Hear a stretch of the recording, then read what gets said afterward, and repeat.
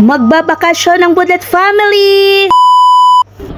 Ang haba ng pila.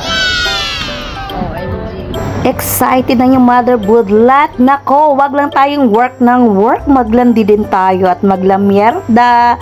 O diba? Diyos ko, Lord, excited! Uy, mga kabudlak, so sobrang excited po. Hindi ko alam kung may panty pa ba ako that time, ha? Ano daw? Ano daw? Hindi ko maintindihan yung sarili ko dyan. Basta excited, yun lang yun. Travel equals eating.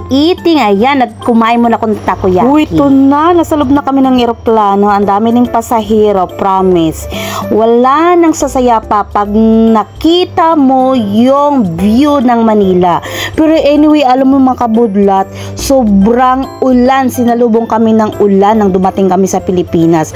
Parang may bagyo pa yata at ako'y kinakabahan. Diyos mo yung Marimar, baka mag-cancel pa yung domestic flight ko. Wala na akong pera. Promise yan. Di tayo pwedeng magbakasyon na hindi tayo nakabudget. Diyos ko, dahil ayaw kong umuwi ng Japan na puno ng utang. Remember mga kapwa ko OFW, umuwi tayo para magpahinga at hindi natin kailangang patunayan sa kanila kung anong mayroon tayo. Muntik na ko may stroke sa Cebu Pack na ito dahil nako, yung bagahe namin inabot ng 2 oras sa paghihintay. Walang staff na nag-a-assist sa amin. Huy, isa pa, normal ba talaga dyan sa Pilipinas yung masusungit yung mga staff? My God! O sige na nga, sa part 2 na lang natin pag-usapan. Bye-bye!